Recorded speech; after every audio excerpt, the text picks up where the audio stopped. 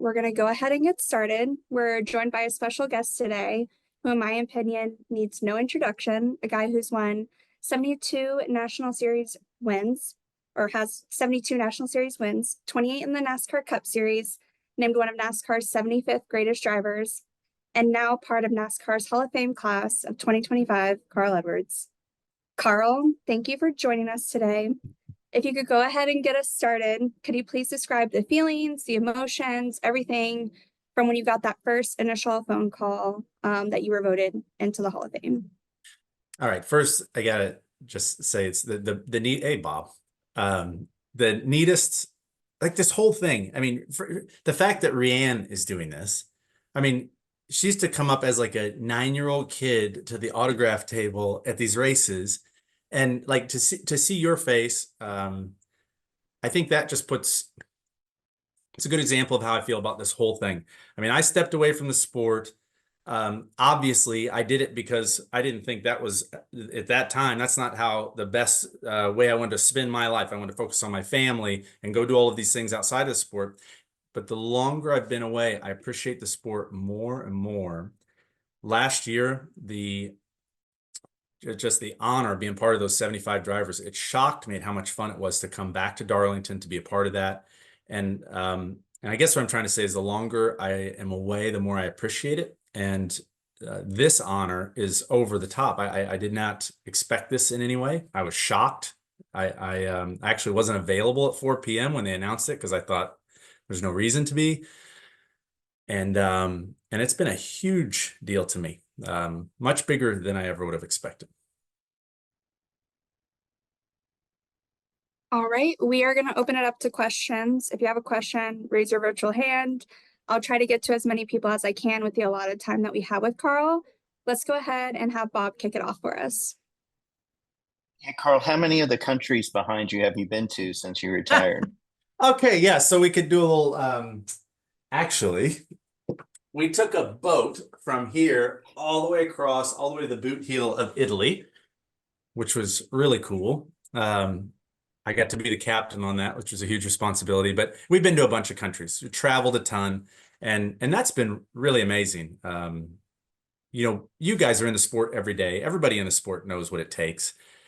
I talked to Ricky Rudd about it last night. You know, both of us gave literally everything, and to step away is almost really a shock. And it took me a couple of years to get a balance right, and it was neat talking to Ricky. He said the same thing.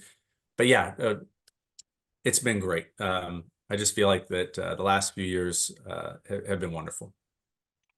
And last year's inductee, Jimmy Johnson, is still racing. So do you have any chance that you will get back behind the wheel? Thank you. No. Thank you for asking though, Bob. Not of a cup car, I don't think. I did enjoy running the sim a little bit last year, and I think I'm going to go do a little bit more of that just to try to understand. I mean, I love driving cars, and I'm very curious. I did get the chance to talk to Jimmy recently, and I mean, Jimmy's Jimmy. He's like, I mean, he's a race car driver, and he's going to be doing it forever. But yeah, for me, no plans right now. We will kick it to Greg, and then we'll go to Jeff. You know, you haven't aged, man. So this living the non-racing life, dude, the sailing life, looks like it's so good to you. It's so good to see you. We miss you around the sport. And to kind of follow up on what Bob said, no, you're not going to get in a cup car again. That's great. But could we see you back at a track on a kind of a semi-regular basis in some form or fashion? Yeah. First, it's great to see you, Greg. I had more fun than I thought I would have last year at Darlington up in the booth with Clint and Mike, and it really was enjoyable. You know, that shocked me. I went there thinking, okay, this is a huge honor and it's something I need to go and respect the honor. And I left thinking, man, that's fun. And so I think if I were to come back in a regular capacity, what I enjoyed was being up in the booth. I enjoyed kind of calling the race to whatever degree I did there for 45 minutes or whatever. That part I enjoyed. So maybe something like that. But I don't have anything lined up right now, but definitely much more open to that than I ever have been.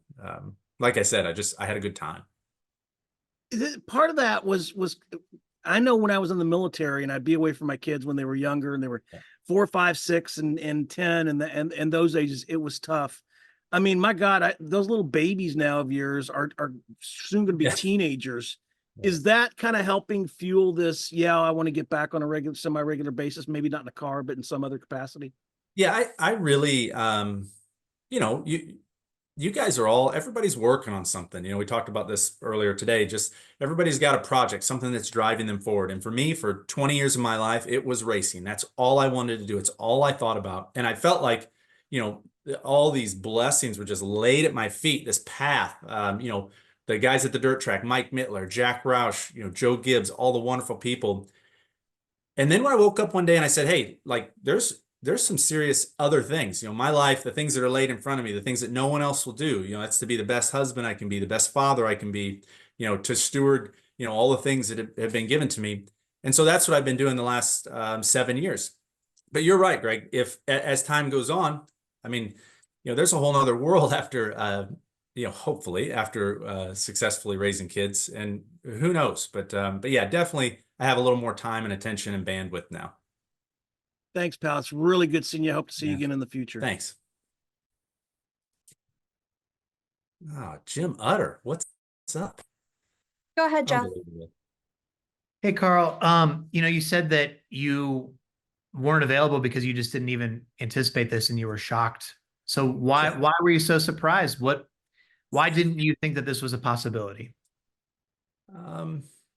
I think the paradigms that we live in, guys, I mean, we all have our, like, what we think of ourselves, how we see ourselves. And I can't help but to just, I see myself as someone who, I won the lottery in racing. I mean, I wanted to drive race cars more than anything in the world, and I got to do it. I felt like these things happened, you know, and then when I stepped away, I felt like, I guess looking back on it, I feel like, man, I hope the people in the sport don't think I'm being disrespectful. I hope they know how much I appreciate it. But I guess my point is I always felt like a guy who just got to come be a part of it, that the sport gave me so much. The people in the sport gave me so much that, I don't know. I think of a Hall of Fame person as maybe someone who gave more. And so I guess that's why it shocks me. I don't know. It's hard to explain. Thank you. Appreciate it. Thanks, Jeff. We'll go to Jim Utter and then Jenna. Hey, Carl. Hey, Jim. How's it going? Dude, great. Good to see you. Just to kind of follow up on what Jeff was asking you, like when you first came into the sport, I mean, you were trying everything to get into the sport, right? You didn't even the business cards and all that. I mean, when you look at now, do you even envision, even regardless of the way that, you know, how you left, would you ever envision that you would be like a Hall of Fame nominee, let alone an inductee? No, not even no, not in a million years. And so, yeah, I guess, yeah, a couple things. Like I said, I cannot describe how much I wanted to drive race cars. I mean, you just said, I mean, I was passing out business cards. I was just traveling all over everywhere, you know, giving out, telling everybody what I wanted to do, getting laughed at. And then it happened. And then I got the chance to just pour myself into this thing. And I had so much fun. But yeah, I never, this is the first time that I've truly been able to look at my career. And I guess the way that the voting panel at the Hall of Fame looks at a career, and it's a different way to look at it. And the word is just grateful. I'm so grateful that all this worked out. And I hope that through this whole process, I get to share with people how much I appreciate them. I mean, all of you guys, you know, delivering the sport and the things that we were doing on the track to the fans. I was telling somebody, you know, I was walking out of Bass Pro this morning, or into Bass Pro. This guy came out, he's pumped, you know, everybody, there's so many neat things that I think this puts them all under one umbrella as a career for me.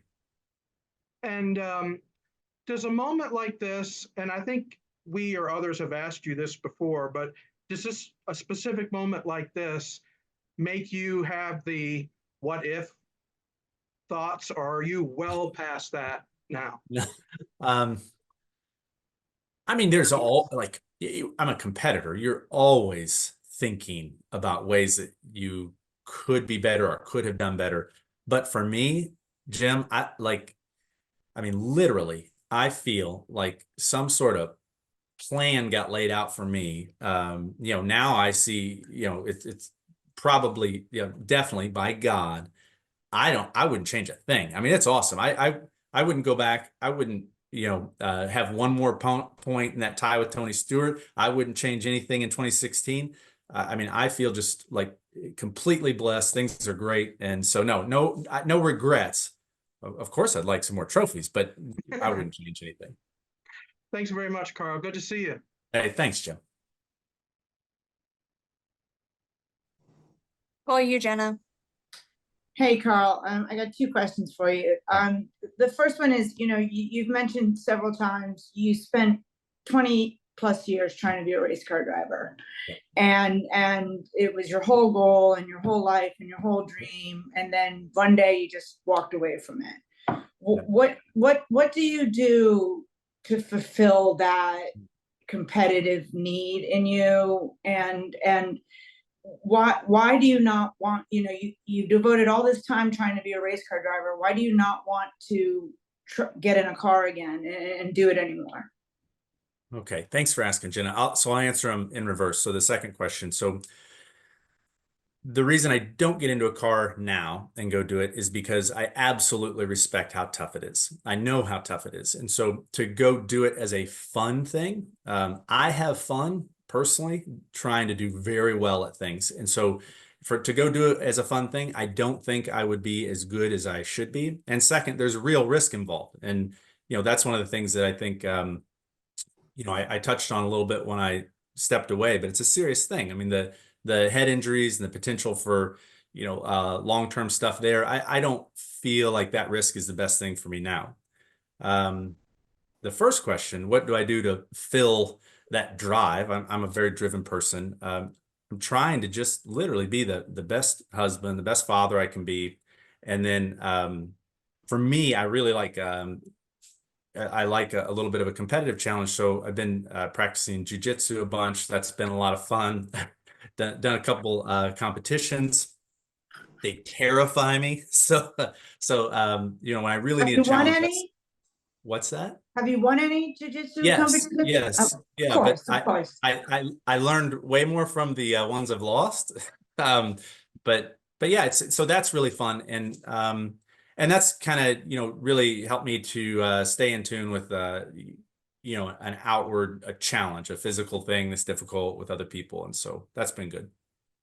And I don't know if you're aware of how the voting process goes and how the whole discussion happens, but Obviously, there's drinking involved, obviously. I mean, there was no drinking, I can promise. But someone in the room advocated very strongly for you, and they spoke very, very passionately about the 2016 finale. And it became a little bit of an issue. And because the person felt that you were wronged, you were wronged. And you left the sport right after that. And I think a lot of people have always felt that you believed also that you were wronged in 2016. And I'm wondering if all these years later, if you have anything to say about that, if the way that race ended played a role in your decision to walk away. Thanks for asking that.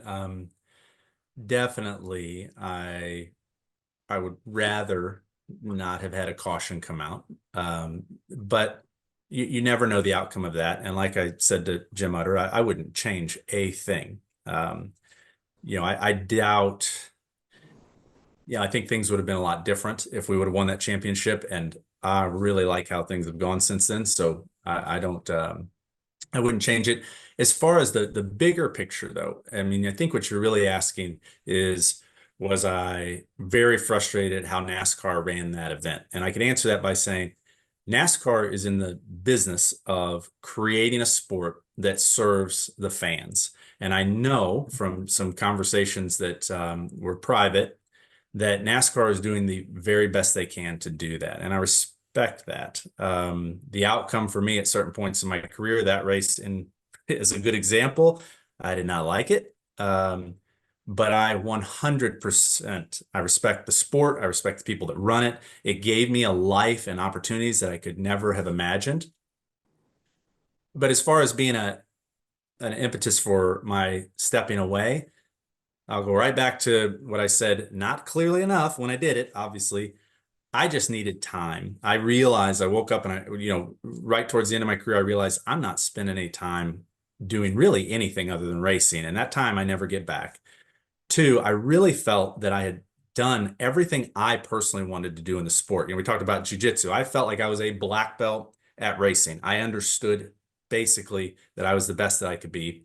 And third, I escaped without any big injuries. And the more we looked at that stuff, that's a serious thing. The stuff that Dale Jr. so bravely discussed, the things that NASCAR has been working on lately. I felt like I was very fortunate there. So yeah, I think that my favorite way to race is a whole season for a championship, not one last restart. That's me. I like cars to drive a certain way. Maybe other people don't, but yeah, I'm 100% grateful to NASCAR. No hard feelings there. But did you feel wronged or cheated in 2016? I don't believe that I'd like to just say that I officially respect NASCAR running the sport they need the way they need to run it. I don't want to bring that up and say anything negative. Okay. Thank you very much, Carl. Good to see you. Hey, yeah, thanks a lot, John. Just a reminder, if we could try to keep it to one question so we can get everyone in, that would be great. We'll now go to Dustin Long, and then we'll follow by Davey Siegel. And I've got time, guys. I really appreciate this, so don't rush anybody on my behalf. Oh, Unless it's Jenna and she wants to talk about that restart or that caution some more, we can rush her. Hey, thank you, Carl. Hey, I'm curious, a lot of athletes, when they leave, they still have a presence, and you were able to, walk away and kind of break that chain, and did not show up for a long time. And I'm curious, in coming back to Darlington and Kansas and some other places, some other things, what brought you back? Why did you come back? Because I know you've had all these great experiences, but obviously the way that ended, there certainly was the obvious sense of frustration, and that can be a very bitter pill that for some people they don't, I don't say get over, but they don't move past. And what brought you back to be a little bit more involved in this way? Sure. I may have been unclear. I want to be very explicit. I want to say that I did not leave the sport because of the way 2016 ended, period. That's not the, is that what you were implying there? I'm just there were a lot of things. Obviously, you had a great career, but you made a break from the sport, and a lot of times we see people come back. There was a long stretch where you were kind of this Bigfoot character that you always heard about but never saw. I had the beard. I saw the beard. So I'm just curious what brought you back, or what brought the interest back, because you didn't have to come back. You didn't have to take a part in anything else in the sport. You didn't have to go back to Darling. Okay. No, okay. So two parts. When I stepped away from the sport, it's very hard for me to do. Okay. There were so many, and I've learned this. This is how life works in my world. There are a lot of shiny things out there that compete for attention.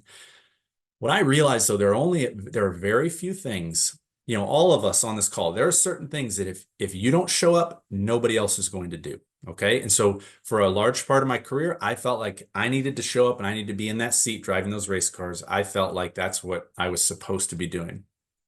Around 2015, 16, really 2016 is the first time I looked around and thought, wow, there's some other things that I really need to tend to in life. My family nobody else is going to take my role there. So to be able to step away from something as shiny and as exciting as NASCAR, right? I mean, still to this day, when people call me and ask me to drive race cars, there's like a young man in me that says, this is the greatest thing ever. It's Christmas. They're calling me to drive a race car. If I go down that path, I'm not going to do it halfway. So for me, I had to make a very clean break, and that's just me. I know that was taken by some people as disrespect for the sport. I'm certain it was to some degree. I could have done it better. I wish that part I could do better. But the impetus for coming back was after a number of years, so many people reached out to me. They were so kind to me, and to be honored with something like that NASCAR 75th or 75 driver program. Those were such giant honors. I thought, you know what, I've got to go let people know how much I appreciate this. And so that was the impetus for coming back, that people were reaching out to me with such kindness, such grace for the way, I've done things that really was special to me. And I feel like I have to respect that. Thank you. Oh, thank you, man.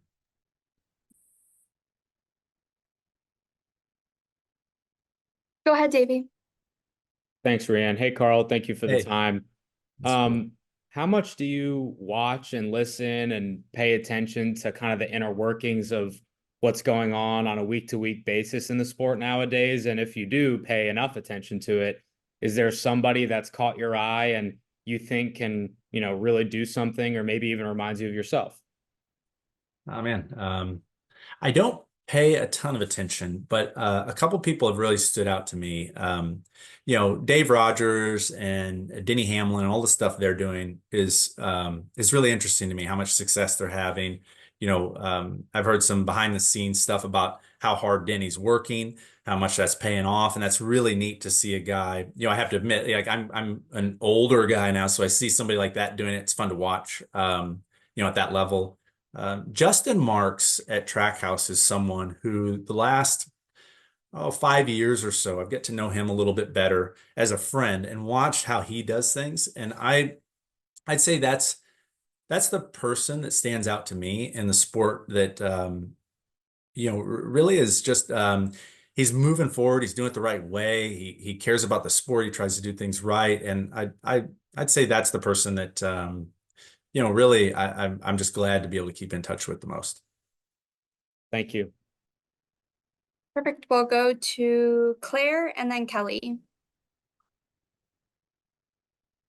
Great. Congratulations, Carl. It's good to see you again. And, Thanks, Claire. a lot of people were talking about you being so young and vibrant, and that as a Hall of Famer, you can do good things for the Hall of Fame. That, when people enter, they're like, well, I want to represent well. Have you thought about what you can contribute, or what kind of a Hall of Famer you'll be? And do you think being young as a Hall of Famer is something that will help you to do great things and help the Hall of Fame?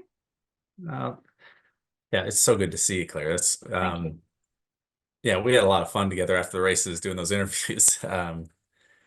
Okay, so I told Randy Fuller, I said this when we talked about this a few days ago. This could not come at a better time for me. I think my mission here is, and I hope I'm doing it well here. You guys can help me with feedback or guide me towards doing it better. I want to express my gratitude. I want to express to people how much I appreciate that time I spent in this sport, how much much work they did for me, how kind they were to me, how much grace you all showed me, and then just the enjoyment that I got from it. And so my mission is to just make sure all of you, everybody, the fans know how much I appreciate it. And now from afar, I appreciate the entirety of it more. So if I can use this this honor and this time that I get to speak to just let people know how much how I feel like in those terms and gratitude, then that's my mission.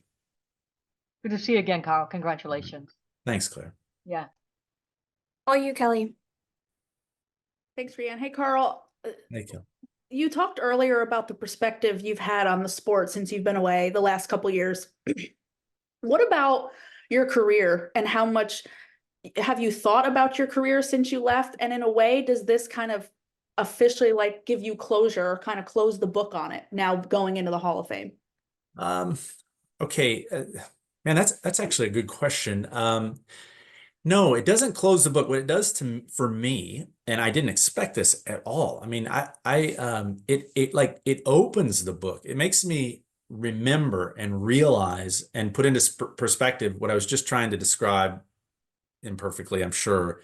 It's how much went into this, how much energy, was put by all the guys that worked on cars, built the cars, sold the sponsorship, the media, the fans, everyone. And I got to be in the driver's seat. I mean, I got to be, live my greatest, wildest dreams as a kid. And so, I don't even remember what your question is now, but does it close the book? I think it really, it opens it for me to be able to just look at this and understand that it's not just something that I did and it's done. It's something that, this sport lives on, the spirit of everyone striving and trying to be the best they can and competing. And I'm so grateful to have been a part of it while I was. Thank you. We will go to Stephen and then Jonathan. Carl, a part of your career I wanted to ask you about was you ran 7 full seasons in the NASCAR Busch Series, Nationwide Series, Xfinity Series, while you raced full time in Cup, and you did both in each of those seasons. I was just wondering, what do you think that added to your career? What do you think it added to your Hall of Fame resume? And did it have any effect on your longevity at all? And how was your work-life balance while you were doing all of that? All right, great questions. I remember when Jack and I were sitting in his airplane, he kind of challenged me. He's like, "You think you can run both series full time?" And I think it was 2004 we had this discussion. I was like, "Are you kidding me? I mean, this is my dream." For the first 3 years of my career, I thought, "Man, these races are great, but they're not long enough." I mean, I love driving race cars, and so those 7 years, everybody at Roush Fenway Keselowski. What is the name of it now? Is it Roush Fenway Keselowski? It is. It's RFK. Okay, so everybody at Roush, then Roush Fenway, now RFK. They put so many resources into that, me being able to run full time. And so 7 years of that, I think that's something like almost 500 races. And for me at that time, it was perfect. Looking back, I probably should have focused on the Cup car more. But man, I was having fun. We won so many races. We won that championship. And as far as a work-life balance, I fought hard for that balance. I mean, I lived in Missouri, and but there was no balance. I mean, I thought about racing 24 hours a day, and that's what I wanted to be doing at that time. So as far as affecting my longevity, I don't think so. It was a very hard decision to focus on one series later in my career, but it was the right thing. And but yeah, that was a cool time. And if there was any in Cup, a lot of people think about your first win in Atlanta, Cup Southern 500 in 2015, Coke 600 in 2015. But is there any win in Busch or Xfinity that stands out among the ones you won? Okay, in the Xfinity, yeah, it was Montreal with Marcus Ambrose, who I still think, Marcus Ambrose is one of the best drivers I've ever been around, period. And the day before, I had messed up our other race program that he invited me to be a part of. I wrecked a car in practice, and before the race even started. It was awful. It was just one of the dumber things I've ever done. And then I got to chase him down, and just by fluke, I got by him in the last corner and won that race against, like I said, one of the literal greatest drivers ever. And that was a very special win. Thanks, Carl. Congratulations again. Thanks, Stephen. Go ahead, Jonathan.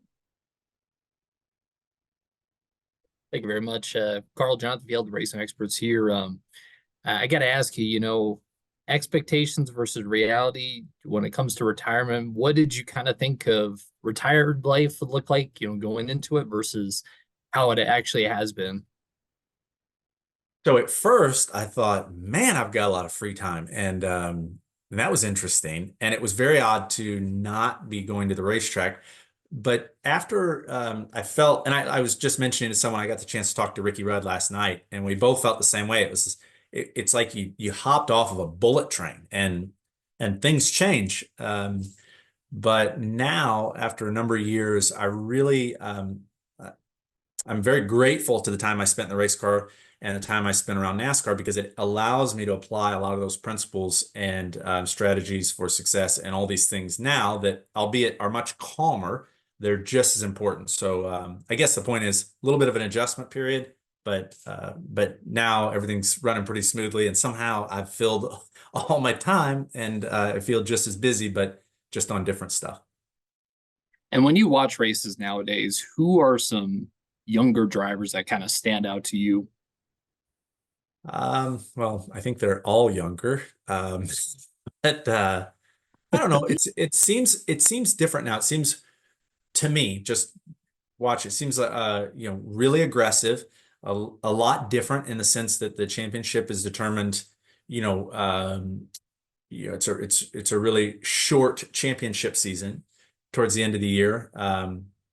But yeah, I mean, no one driver in particular. The little bit I've been around, I do notice and have heard from people that, there's a lot of work involved at this point, and it's a different type of sport. I was talking to a veteran just the other day, and he was telling me, hey, it's not how you thought of it anymore. It's not that you got kind of a light workload, you show up and you just go do your thing. It's all about prep. And so I have a lot of respect for all of these guys and girls in the sport who are, coming up through the ranks, and they're practicing on the sim. They're understanding the engineering. They're really good at managing their time. And, I think it's a different sport now. It takes a different approach. Thank you, Carl. We will go to Trey and then Bill and then Nate. Hey, Carl, you've mentioned that people still call you to drive a race car. I know you said you don't see yourself getting in a cup car, but how often since you've left have people tried to get you to come back, and did it ever get close? So I've had a couple phone calls that were just, I was honored that they even called to ask. I was telling somebody earlier, there's still that young man in me that just can't wait for the phone to ring and somebody to be talking about driving a race car. None of them were actually very close. I was describing to someone, I don't know if you were on earlier, but to go drive a race car now, for me, it would mean that I wanted to be the best I could be. I want to pour my heart and soul into it. And like we just talked about, that's going to take a ton of time. There are real risks involved. And when I weigh all of that, it's like, man, that time has passed for me. That was a part of my life that I poured everything into. And now to go do it halfway, or to do it for quote fun, it's going to have to be something that I really wake up one morning and say, hey, this is what I want to do, for me to go do that, even if it's a one-off race. That's what I've realized. And then a lot of the questions on this, I even just asked you about possibly coming back. A lot of, when your name has come up in recent years, a lot of it have been, oh, why did Carl really step away? Or is Carl ever going to come back? Does that ever get to you? Does that ever get frustrating that that's kind of the topic of conversation when people talk about Carl Edwards? And now do you think that this Hall of Fame induction can kind of turn the page and people can more celebrate what you've done as opposed to focusing on those two things? Well, so I definitely felt misunderstood to begin with when I stepped away, but I think that's basically inherent, and it was so abrupt. I mean, people are going to go, what the heck's going on here? And then two, I didn't do a good job of explaining myself. And I think part of that was because I wasn't sure what I was going to do. I didn't know if I wanted to come back to the sport in a year. And so I just tried to basically, politely say, this is what I need to do right now. But now looking back, I hope people can understand. For me, it's really simple. I needed time. I needed, I talked to somebody earlier, we were talking here about, what's my role in life? I need to be a good father and a good husband. And I was not able to do that personally. I realized I wasn't doing a good enough job of that. Number two, I felt like I had accomplished all I needed to accomplish in the sport for me. And third, it's really a risky sport. And so I escaped without any lasting injuries or acute things that were, and I just felt fortunate. So that timing for me was perfect. But yeah, I definitely, it was hard to understand, and definitely I could have done a better job. And so hopefully, I run into a lot of people who it does make sense to, but hopefully through this process with the Hall of Fame, I get to answer any of those questions for people who still either don't understand or they'd like to. That would be nice. Thank you. Go ahead, Bill. Yeah, thank you. Carl, greetings from mid-Missouri. All right. I'm sure Bob Pretty would send his regards. Oh, yeah. How's he doing? Yeah, he's doing well. He's retired. Still does a little stuff with us. Yeah, but Michael Jordan couldn't do it. Tom Brady couldn't do it. I know you justified all the reasons why, but was there ever a point where you were like, oh, I could come back and do this? Yeah, I was just telling somebody I have dreams about racing about every 3 nights. And I mean, I won at Las Vegas the other night. I was doing great. So I think about it all the time. But wait, your question is specifically what? Yeah. Was there ever a point soon after you retired and stepped away where you're like, oh, I do have to get back in the car? Did you have to reconvince yourself? Yes, it's very difficult. And still to this day, I think, man, this is something I put a lot of time into. I'm good at it. The opportunities do pop up every once in a while. It's very hard for me to have the discipline to set that aside and say, no, okay, I have other things in my life that as time ticks by, I'll never get these opportunities again. So that's what I need to focus on. Yes, it is difficult. And for me in 2016, or I guess it was 2017, after the 2016 season, I stepped away and someone asked me, they said, how did you do that? I mean, and for me, it was, if money wasn't an issue and I didn't care what anybody outside of my family thought, it was the right decision. Now it was a difficult one. And I know it had an impact on a lot of people. And I'm forever grateful to Joe Gibbs, to all of our partners, because they let me go do that. So, but yeah, it's not easy. And, but everybody's dealing with it. Everybody's got to make, life decisions and career decisions. And, I just feel fortunate that I was able to make the decision, not have it made for me. Thank you. Call you Nate. It's Nate Ryan. Hey, Carl. What's up? Thanks for doing this. I appreciate it. Thank you. And thanks for going over time here. I want to go back to what you were saying. Well, we usually only get 15, 20 minutes. You're giving us 35 so far, I think. I have a lot of time now. I got to be honest. It's great. You said it. Not me. So anyway, what you were saying there about how you kind of wanted to make sure people understood why you left, and what you were saying about the risks in NASCAR. And I heard in your answer to Jenna, you mentioned head injuries, which I think is the first time I kind of heard you say it like that forthrightly. Knowing that your wife was a doctor, knowing that I'm sure a lot of that was going on. There was a lot of kind of speculation back then, Carl, about, I think concussions were a hot topic in 2016, 2017. Yeah. How much of that played into your decision to step away?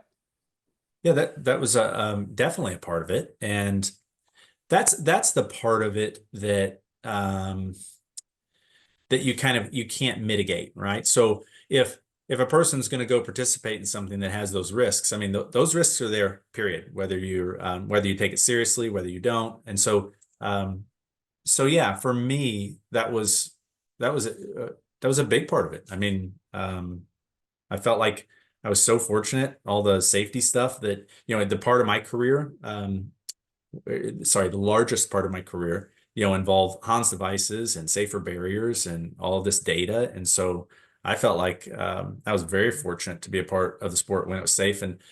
But still, guys, people have had, lasting impacts from those things, and you've got to be able to weigh that. And for me, it was like, man, that's one thing that's not worth it right now for me. Did being married to someone in the medical profession influence that decision? Yeah, it sure helps to understand medical things when you have a doctor living with you. But no, Kate's 100% supportive of me doing whatever fulfills me the most as a person. So, definitely no pressure from her. Gotcha. And one more for me, Carl. There's a lot of talk about what's the criteria for being a NASCAR Hall of Fame inductee. And the truth is, as voters, we are given no criteria. But one thing that we hear about a lot in the discussions in the room is it's important, or Winston Kelly, I've heard him say this, publicly is that it's important to have inductees who represent NASCAR well, who are sort of ambassadors during that year-long process leading up to the induction ceremony. So I'm wondering, like, have you thought about it from that perspective? Have you talked to Winston? Like, is there going to be kind of a more concerted effort to have you at races or to be a part of like spreading the word of NASCAR again? Thanks. Hey, thanks, Nate. Haven't talked to Winston about that in particular, but absolutely I'm up to that task. You know, like I said earlier, the more I look back on my career and all the wonderful things and wonderful people, the more I'm happy to share my love for the sport, my gratitude to everyone involved. So yeah, if I can, I'll try to do the best I can. And it's so interesting for me, the timing. This is just the time where I feel like I have a much better perspective on things. Maybe I don't, but I feel that way. And if I can share just I guess the joy that I had in the sport with people, that'd be great. We will go to Asher and then finish with Jenna. Thank you. Congratulations, Carl, and thanks for taking the time today. Yeah, thanks, Asher. You spoke a little bit about not really expecting to receive this Hall of Fame honor.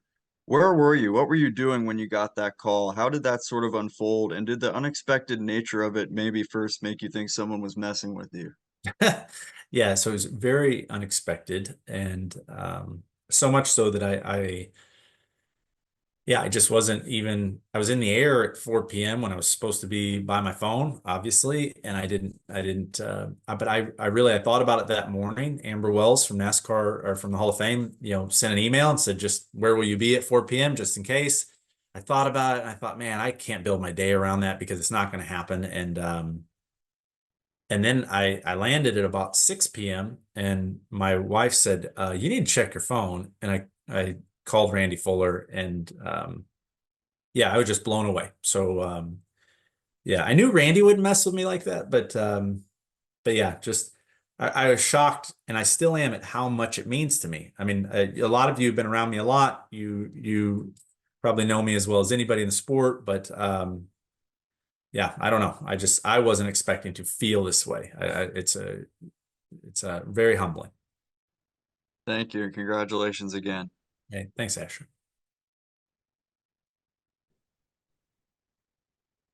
Go for it, Jenna. Okay. Carl, the little bit we do see or hear about you is two things. You're either like showing up at some tornado cleanup and pulling cars out of ditches and stuff like that, or you're a potential candidate to run for office in Missouri. What's driving you right now? Like, do you want to be in politics, or do you just want to be a normal guy who's helping his community and, getting involved in these cleanup activities? Where are you in that? Man, thanks for asking, Jenna. I think I try to ask myself that every morning, like, who am I and what am I doing? For me, what I'm starting to realize, and maybe this is silly, maybe a lot of people already understand this, but I'm trying to realize, where are the parts in life, like, what's the path that's being laid out for me? What's obvious? Like, where's like God knocking on the door saying, hey, this is what you're supposed to be doing? And then number two, am I answering that call? Am I, helping the person that needs to be helped? Am I, being kind to myself the way I need to be? Am I able to serve the community, serve, my family? And so, you mentioned the tornado response stuff, the Gideon rescue folks. I ran into them down in the Bahamas, and have been just blown away that there are people in the world who will risk their lives. I mean, right now, there are people somewhere crawling under a building that fell down in a tornado trying to help people. And that's what these Gideon rescue guys are doing. Those things have changed my life. They've let me understand how good people can be out there. They give me something to aspire to. As far as politics, there's no place on earth or in time where a guy can get to do what me and all of us have gotten to do, other than the United States of America. It's unbelievable. The longer I live, the more I realize that this is not the norm. We have to protect this. So when politics come up, it comes from the place, inside of me that cares so much about how great this country is, that someday you know, it probably be after my kids are grown up. If I can participate in that more, I want to. And so that conversation, that opportunity and that possibility is always on the table. But I guess you asked what motivates me. It's just to try to go out and enjoy the gifts that we're given, try to do the best I can. And if I can help somebody else, that's there's nothing better than that. Great. See you on a ballot soon. All right. Thanks. Thanks a lot, Jenna. Thanks everyone for joining. Thanks again, Carl, for joining and doing this for us today. Just a reminder, if you need the link, please let us know and we'll get it to you. So thanks everyone. Hey, you guys rock. Thanks, Carl. Rianne. Man, it's so Thanks, good to see Carl. all of you. Thank you.